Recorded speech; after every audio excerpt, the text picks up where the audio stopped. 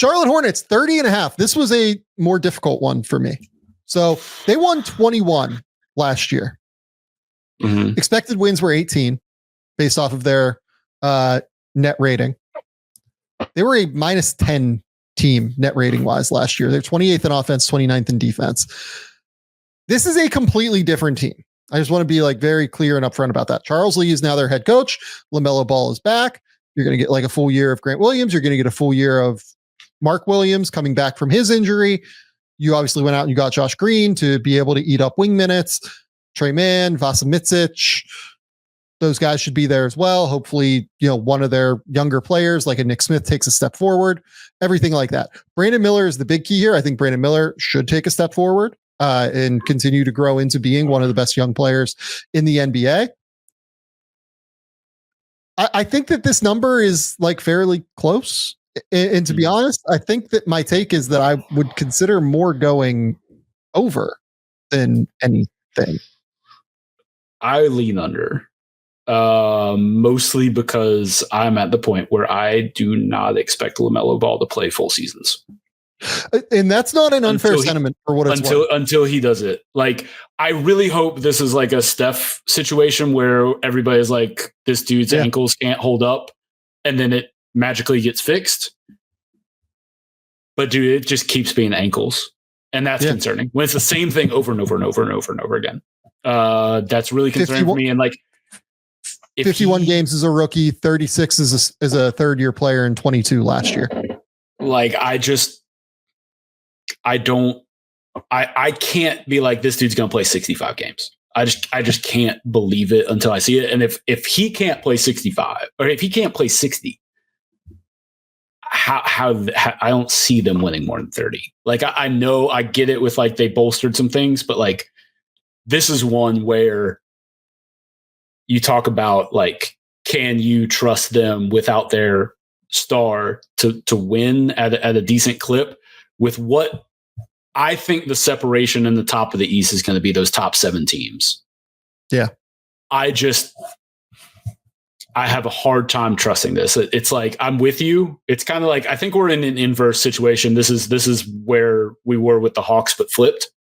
I have a hard time with it. I really like Brandon Miller.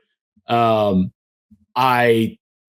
with you on Mark Williams. I think Mark Williams is a very good defensive center. And like, I want to see him continue to grow, but like, offensively, the only way he grows is if LaMelo is on the floor, because that's the type of guy he needs to get him in spots where he can thrive. So and like, who creates? If LaMelo's not there, who's creating? If LaMelo's not there, it's like a real problem. Significant issue. They don't have anybody behind that. And I understand you were kind of in the same place with Trey on the Hawks. Like, I think we're kind of in the inverse position here, but that is my biggest issue. And LaMelo, I trust less to stay healthy than I do with Trey. So I agree with that. I totally trust LaMelo to stay healthy less than Trey. I think this team is, I don't know, like, I don't think they're that far off of Atlanta talent wise.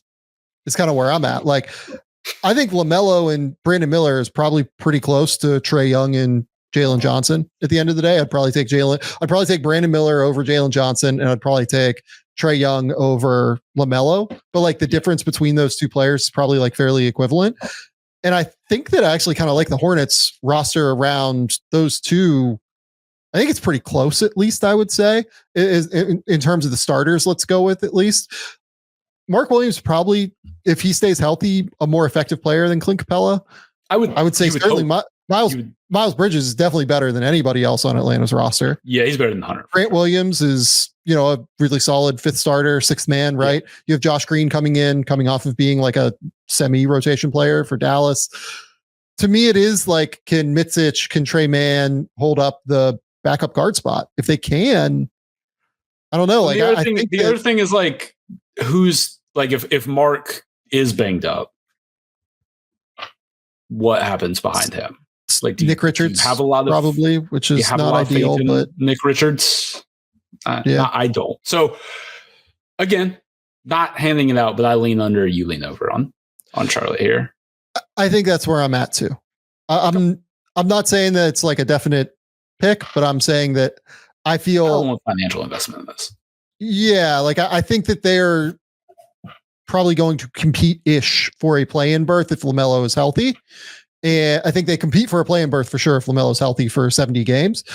And if he plays like 50 games, I don't know. Like I think they can win 22 of those, and then they have to go 9 and They were 7 the and 15 with LaMelo last year. 7 and 15 with Ball last year. Obviously, like you said, you think this is a better roster, but that was also when Terry Rozier was there.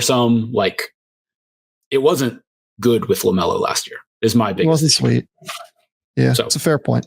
I will be perfectly honest. I think LaMelo is a good player. I've soured a touch on him in terms of in terms of that Trae Young LaMelo conversation. Like I don't think it's particularly close. Yeah, we got yelled at a little bit for where we rank LaMelo in the 24 and under list. So I don't blame you.